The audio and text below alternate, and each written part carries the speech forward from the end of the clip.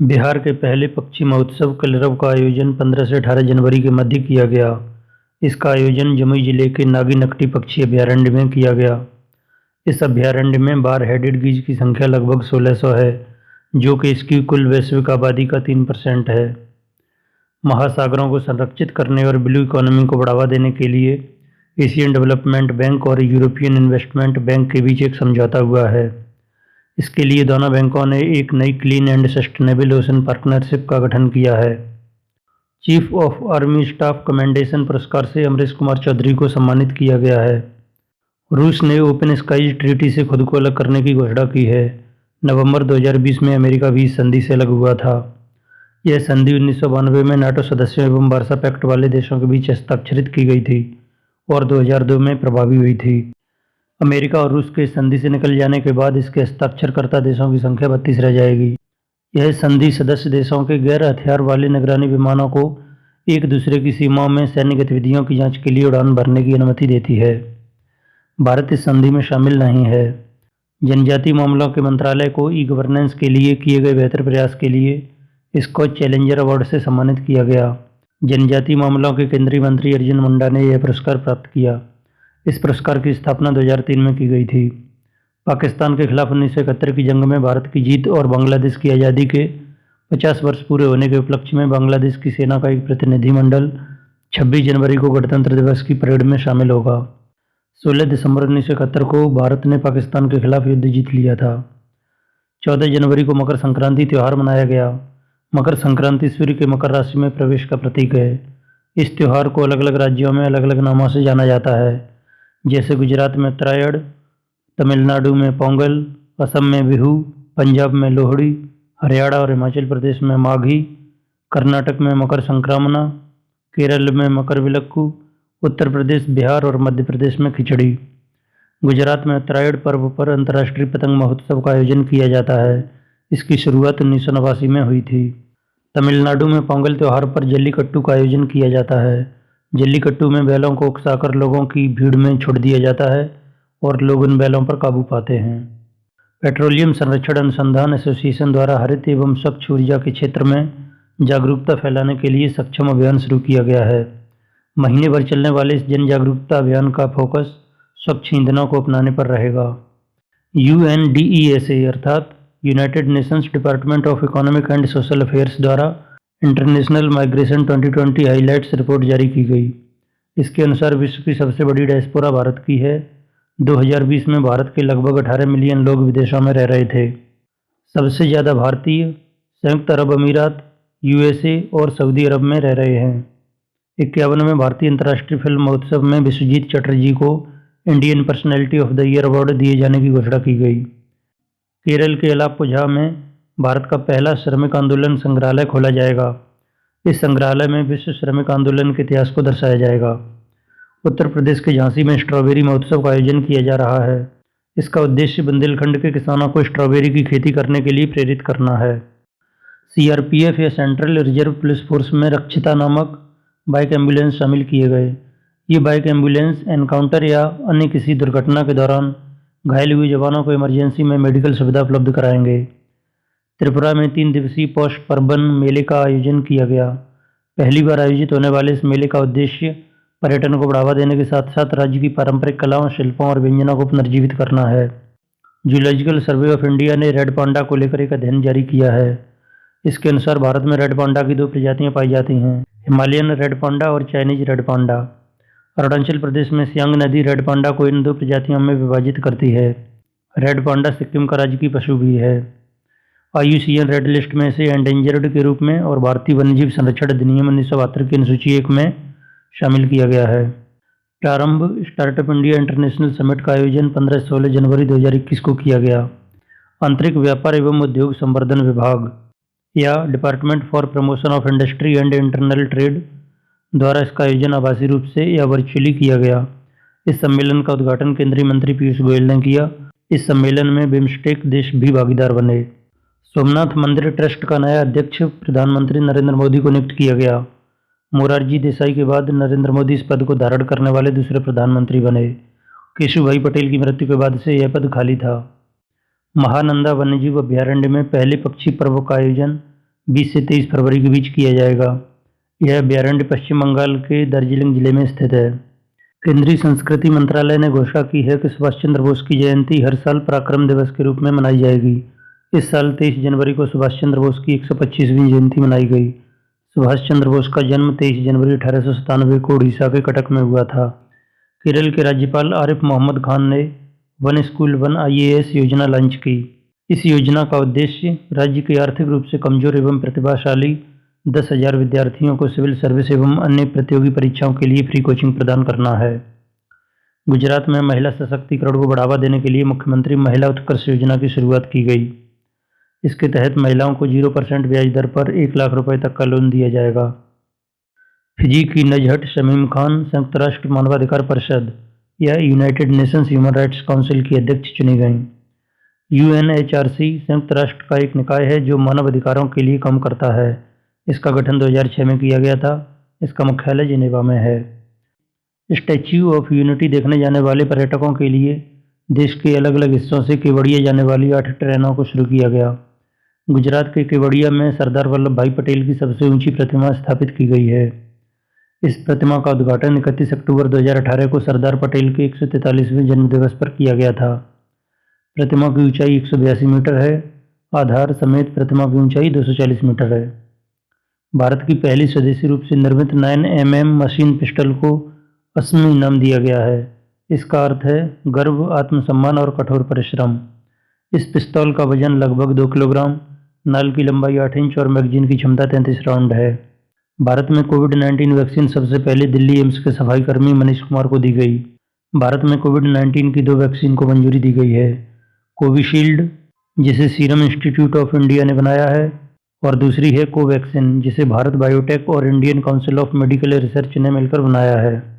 कर्नाटक का Hubli railway station विश्व का सबसे लंबा रेलवे प्लेटफॉर्म वाला स्टेशन बन गया है। इसकी लंबाई 1505 मीटर है। इससे पहले गोरखपुर रेलवे स्टेशन का प्लेटफॉर्म सबसे लंबा था, जिसकी लंबाई 1366 मीटर थी।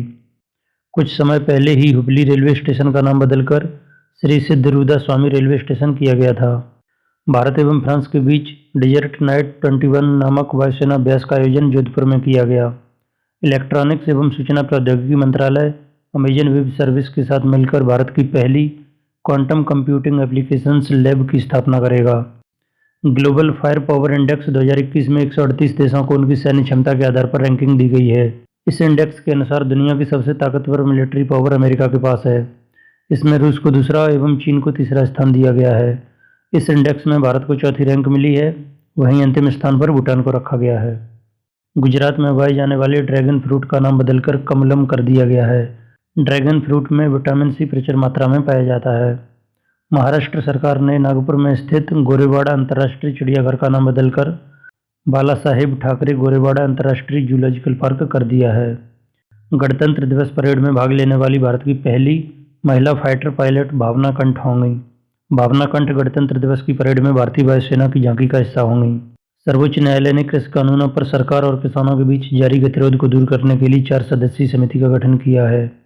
ये सदस्य हैं भूपिंदर सिंह मान, अशोक गुलाटी, प्रमोद कुमार जोशी और अनिल घनवट। भूपिंदर सिंह मान के इस्तीफा देने के बाद अब ये कमेटी 3 सदस्यीय रह गई है। योवेरी मुसेवेनी लगातार 6वीं बार युगांडा के राष्ट्रपति चुने गए। योवेरी पहली बार 1986 में राष्ट्रपति चुने गए थे। डॉक्टर हर्षवर्धन ने WHO के कार्यकारी बोर्ड के 148वें सत्र की अध्यक्षता की। WHO वर्ष 2021 को international year of health and care workers के रूप में मना रहा है। हाल ही में शास्त्रीय गायक और संगीतकार गुलाम मुस्तफ़ा खान का निधन हो गया है। उत्तराखंड सरकार द्वारा पर्यटन को बढ़ावा देने के लिए 100 डेज इन हेवन नामक एक 30 मिनट का शो बनाया जा रहा है। इस शो की मेजबानी अमिताभ बच्चन करेंगे। नीति आयोग ने इंस्टीट्यूट फॉर कॉम्पिटिटिवनेस के साथ मिलकर इंडिया इनोवेशन इंडेक्स 2020 जारी किया है। यह इसका दूसरा संस्करण है। पहला संस्करण 2019 में जारी किया गया था। नीति आयोग इसके लिए राज्यों एवं केंद्र शासित प्रदेशों को 3 वर्गों में बांटकर रैंकिंग देता है। बड़े राज्य, पूर्वोत्तर एवं पहाड़ी राज्य और केंद्र शासित प्रदेश। बड़े राज्यों में कर्नाटक को प्रथम स्थान दिया गया है। इस श्रेणी में दूसरे एवं तीसरे स्थान पर महाराष्ट्र एवं तमिलनाडु रहे। उत्तर प्रदेश 22.85 स्कोर के साथ 9वें स्थान पर रहा। इस श्रेणी में बिहार को अंतिम स्थान पर रखा गया। पूर्वोत्तर एवं पहाड़ी राज्यों में हिमाचल प्रदेश शीर्ष पर रहा, जबकि मेघालय अंतिम स्थान पर रहा। केंद्र शासित प्रदेश की श्रेणी में दिल्ली पहले स्थान पर जबकि लक्षद्वीप अंतिम स्थान पर रहा। वर्तमान में नीति आयोग के उपाध्यक्ष या वाइस चेयरमैन राजीव कुमार तथा सीईओ अमिताभ कांत हैं। इटली की पुलिस ने चोरी हुई 500 वर्ष पुरानी साल्वाटोर मुंडी पेंटिंग बरामद कर ली है। यह पेंटिंग लियोनार्डो दा विंची द्वारा बनाई गई थी। इसमें ईसा मसीह का चित्र बनाया गया है। साल्वाटोर मुंडी का अर्थ होता है विश्व का रक्षक। त्रिपुरा के मुख्यमंत्री बिप्लब कुमार देब ने कॉकबोरॉक डे के शुभ अवसर पर त्रिपुरा के एक पारंपरिक कपड़े रीसा को कंधे पर रखे हुए अपनी एक फोटो सोशल मीडिया पर शेयर की और दूसरे लोगों से ऐसा करने को कहा। कॉकबोरॉक त्रिपुरा की एक स्थानीय भाषा है। प्रत्येक वर्ष 19 जनवरी को त्रिपुरा में कॉकबोरॉक डे मनाया जाता है। रीसा हाथ से बना हुआ त्रिपुरा का एक पारंपरिक कपड़ा है जो वहाँ की जनजातियों द्वारा प्रयोग किया जाता है। भारत वैक्सीन मैत्री पहल के तहत दूसरे देशों को कोविड-19 की वैक्सीन भेज रहा है। भारत ने अपने पड़ोसी देशों भूटान, मालदीव, नेपाल तथा बांग्लादेश को निःशुल्क कोविड-19 वैक्सीन भेजी। एनडीआरएफ या नेशनल डिजास्टर रिस्पांस फोर्स ने 19 जनवरी को 16वां स्थापना दिवस मनाया। आपदा प्रबंधन अधिनियम 2005 के तहत एनडीआरएफ का गठन 2006 में किया गया था। एनडीआरएफ आपदाओं से निपटने में सहायता करने के लिए भारत का एक स्पेशल फोर्स है। वर्तमान में इसमें 12 बटालियन हैं।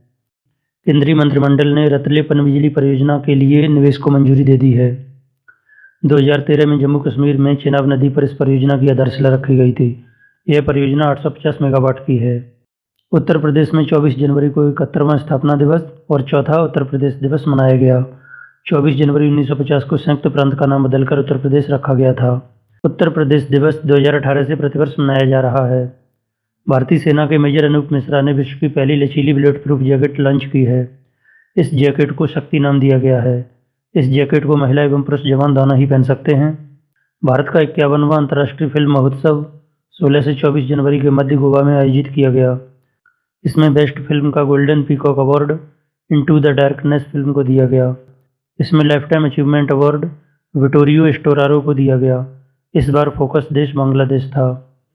बीएसएफ ने देश की पश्चिमी सीमा पर ऑपरेशन सर्द हवा को शुरू किया है। इसका लक्ष्य जैसलमेर में सीमा पर सुरक्षा को बढ़ाना है। गणतंत्र दिवस पर घुसपैठ की आशंका के चलते इसे शुरू किया गया है। नासा ने आकाशगंगाओं के समूह की एक फोटो साझा की है। पृथ्वी से लगभग 4 बिलियन प्रकाश वर्ष दूर स्थित गैलेक्सी के समूह का नाम एबेल 370 है। नासा के हबल स्पेस टेलीस्कोप द्वारा यह फोटो ली गई थी। जो बाइडेन ने संयुक्त राज्य अमेरिका के 46वें राष्ट्रपति के रूप में शपथ ली है। 78 साल के जो बाइडेन अमेरिका के सबसे उम्रदराज राष्ट्रपति बने। जो बाइडेन बराक ओबामा के समय में 2009 से 2017 तक अमेरिका के 47वें उपराष्ट्रपति रहे थे। भारतीय मूल की अमेरिकी कमला हैरिस ने अमेरिका के 49वें उपराष्ट्रपति के रूप में शपथ ग्रहण की है। कमला हैरिस अमेरिका की उपराष्ट्रपति बनने वाली पहली महिला हैं। कमला हैरिस 2017 से 2021 तक कैलिफोर्निया से सीनेटर रहीं। लखनऊ के अवध शिल्पग्राम में 24वें हुनर हाट का आयोजन 22 जनवरी से 4 फरवरी 2021 तक किया जा रहा है। इसका आयोजन केंद्रीय अल्पसंख्यक कार्य मंत्रालय द्वारा किया जा रहा है। इसकी थीम है वोकल फॉर लोकल। जनजातीय मामलों के केंद्रीय मंत्री अर्जुन मुंडा ने श्रम शक्ति पोर्टल लॉन्च किया। यह एक राष्ट्रीय प्रवासन सहायता पोर्टल या नेशनल माइग्रेशन सपोर्ट पोर्टल है। यह पोर्टल प्रवासी श्रमिकों के लिए राज्य और राष्ट्रीय स्तर पर कार्यक्रमों के निर्माण में प्रभावी तरीके से मदद करेगा। उन्होंने गोवा में एक आदिवासी प्रवासन प्रकोष्ठ या ट्राइबल माइग्रेशन सेल, एक आदिवासी संग्रहालय और प्रवासी श्रमिकों के लिए एक प्रशिक्षण पुस्तिका श्रम साथी का भी शुभारंभ किया। गुवाहाटी में केंद्रीय गृह मंत्री अमित शाह ने सीएपीएफ अथवा सेंट्रल आर्म्ड पुलिस फोर्स के जवानों के लिए आयुष्मान सीएपीएफ हेल्थ केयर योजना का शुभारंभ किया। यह योजना गृह मंत्रालय और राष्ट्रीय स्वास्थ्य प्राधिकरण की एक संयुक्त पहल है। इस योजना का मकसद बिना किसी नकद भुगतान और कागजी कार्य के सीएपीएफ के जवानों को निर्धारित अस्पतालों में मेडिकल उपचार उपलब्ध कराना है। ओसेरिया जोशी भारत में हाल ही में खोजी गई चींटी की एक दुर्लभ प्रजाति है। केरल के पेरियार टाइगर रिजर्व में खोजी गई चींटी की इस प्रजाति का ओसेरिया जोशी नाम Jawaharlal Nehru centre for advanced scientific research के जीव वैज्ञानिक प्रोफेसर अमिताभ जोशी के नाम पर रखा गया है। भारत का सबसे बड़ा multi modal logistics park Gujarat के साड़ंद के पास विरोचक नगर में बनाया जाएगा। यह मल्टी मॉडल लॉजिस्टिक्स पार्क 1450 एकड़ में फैला होगा। इसके निर्माण में 50,000 करोड़ रुपए का निवेश किया जाएगा। भारतीय गणितज्ञ निखिल श्रीवास्तव और 2 अन्य लोगों को 2021 के माइकल एंड शीला हेल्ड पुरस्कार का संयुक्त विजेता घोषित किया गया है।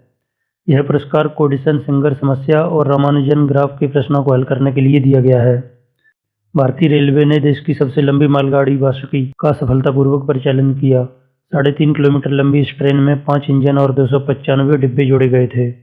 इस मालगाड़ी को दक्षिण पूर्व मध्य रेलवे जोन बिलासपुर ने भिलाई से कोरबा के बीच 224 किलोमीटर लंबे रूट पर चलाया। हावड़ा कालका मेल ट्रेन का नाम बदलकर नेताजी एक्सप्रेस किया गया। जम्मू कश्मीर के डोडा जिले में उगने वाली गुच्छी मशरूम को जीआई टैग देने की मांग की गई है। गुच्छी मशरूम दुनिया की सबसे महंगी मशरूमों में से एक है। अंतर्राष्ट्रीय बाजार में इसकी कीमत 20,000 रुपये प्रति किलो है। गुरु गोविंद सिंह की जयंती नानक शाही कैलेंडर पर आधारित है, जिसके अनुसार 2021 में उनकी जयंती 20 जनवरी को मनाई गई। 10 सिख गुरुओं में अंतिम गुरु गोविंद सिंह का जन्म 22 दिसंबर 1666 को पटना में हुआ था। गुरु गोविंद सिंह के पिता गुरु तेग बहादुर सिखों के 9वें गुरु थे। गुरु गोविंद सिंह ने 1699 में खालसा की स्थापना की थी। 1708 में उनकी हत्या कर दी गई थी। 10वीं नेशनल आइस हॉकी चैंपियनशिप का आयोजन 16 से 22 जनवरी के मध्य गुलमर्ग में किया गया। फाइनल मुकाबले में लद्दाख को हराकर आईटीबीपी की टीम ने इस प्रतियोगिता को जीत लिया है। हाल ही में भजन गायक नरेंद्र चंचल का निधन हो गया है।